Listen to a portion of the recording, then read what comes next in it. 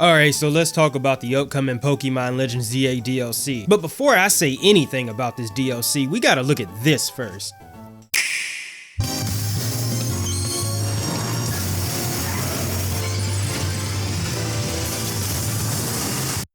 Why are we still here?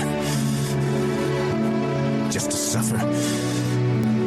What did they do to Lucario? Who thought this was a good idea? I said it in this video and I'll say it in this one. Whoever is behind the mega designs needs to be moved elsewhere where they can do no further harm. And a lot of people are saying this looks like Hasune Miku, and while I can see that, it still doesn't look good. And in fact, that's not the only mega I got something to say about. If we take a look at the megas being advertised, there are a couple stinkers in here. First, Mega Raichu X. This thing looks so stupid. Its tails are just the letter X. I don't know how they dropped the ball with this because people were roasting Mega Raichu Y, but in my opinion, I think Y is a decent design. They should have just did the same thing here. Just make the letter X on its head. But in my opinion, that ain't even a worse one. The worst one is Baxcalibur. I don't know if I said that right, but first off, here's the base form of this Pokemon. Now here's the Mega. The main difference is the sword on its back is bigger, and I feel bad for this thing because that looks very painful. Imagine just walking around with a sword stuck in your body, and based on its Pokédex, the sword makes it stronger, but it doesn't even look good. It just looks stupid. How would it even move around like that? You know what? Next Mega Chimecho. This one actually looks decent. You know, it's giving me those Christmas ornament vibe. I'd give it a 7 out of 10. Now the best one is this one in my opinion. When I'm expecting new Mega Pokemon designs, this is what I'm looking for. Solid 8.5 out of 10. But Mega Lucario Z is the funniest one, because it's like Lucario wasn't popular enough, so now he gets DLC exclusive drip. But more on this DLC. Remember, Mega Dimension was revealed before Legends ZA even came out. That instantly raises the classic question, is this cut content? Because think of it this way, when a DLC is announced after launch, you know the devs have seen how players actually like the game, engage with it, and then they decide to go build a DLC around that. In that case, it feels like it was added content. But when it's announced ahead of time, it feels more like it was cut content to sell back to the customers later. Game Freak basically said, hey, we know you haven't played the game yet, but here's paid content we held behind our back like a little kid hiding a cookie. That's like being asked if you want dessert before you even sat down at the restaurant. Would you like to pay for this cheesecake? Damn, can I taste the chicken first? This feels less like we love our fans and want to give them more content, and more like, hey, revenue graphs don't make themselves. Now this is the part that's got me laughing even more. Game Freak made an entire open world Pokemon game in one city. One single city. In the DLC, guess what? It's more Lumiose. Imagine buying paid DLC and the game says, good news, you're going back outside to the same street again, but it's purple now. I'm convinced this DLC exists because someone at Game Freak said, we already built the city once, why build another? Copy, paste, distort, boom, $30.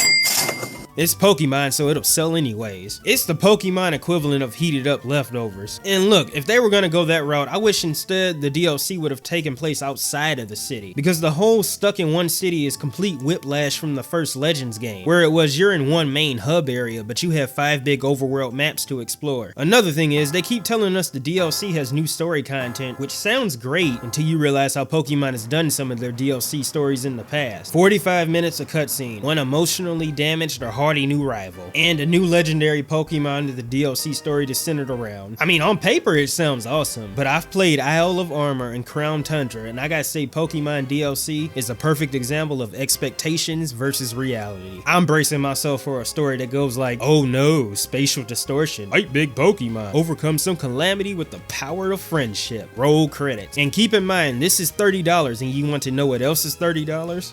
My mom! I'm joking, but seriously, Palworld is also $30 at its base price, and it's got a few bundles that are on sale as well. So I'm just saying, if you bought Legends ZA and you were disappointed, you can give this a shot instead. And if you don't like Palworld, you can refund it, no questions asked, as long as you're under 2 hours of playtime and or it's been under 2 weeks since you bought it. Did I also mention Palworld is getting a free update this December 17th? But maybe you don't like the edginess of Palworld, maybe it's a little too unhinged for you. Well, I got you covered on another game as well. I would recommend Digimon Time Stranger if you want a game that's a little less on the unhinged side. Did I mention the season pass is also $30? That gives you access to the DLC packs, which are additional DLC episodes, and the first episode drops a literal day before the Pokemon DLC is out. I haven't bought the season pass yet because I'm waiting to see if I think it's worth my money, but what I can say is the base game itself is awesome. My point is, you have options. You don't have to rush out and buy DLC for a game you didn't like just because because it's Pokemon. I have noticed Pokemon fans have a bad habit of doing this. You didn't like Sword and Shield, didn't like BDSP, didn't like Scarlet and Violet. Some have said they didn't like Arceus. So why in the world would you go out and buy Legends ZA? And I bet some of these people are gonna go buy Pokopia and get upset with how bad they think that game is as well. And look, I say this as someone who loves this franchise. I have been playing Pokemon since Ruby. Some of you watching this have probably been playing since Generation 1. No, I don't hate Pokemon. I hate the direction this franchise is gone. But even I'm able to let go and stop opening my wallet for this franchise. And if I can do it, you can do it. And look, at the end of the day, maybe Mega Dimensions will surprise us. Maybe it'll be the best DLC Pokemon has ever released. Maybe it'll actually feel like a true adventure. But right now, it feels like Game Freak found a cool idea, put half of it in the base game, and then they put the other half in a separate folder called paid content and called it a day. But hey, if you enjoyed the video and you want more content like this, I would appreciate it so much if you would subscribe and drop a like. It really helps the channel out. And if you made it this far, you're the best. I appreciate you so much, and I'll catch you next time.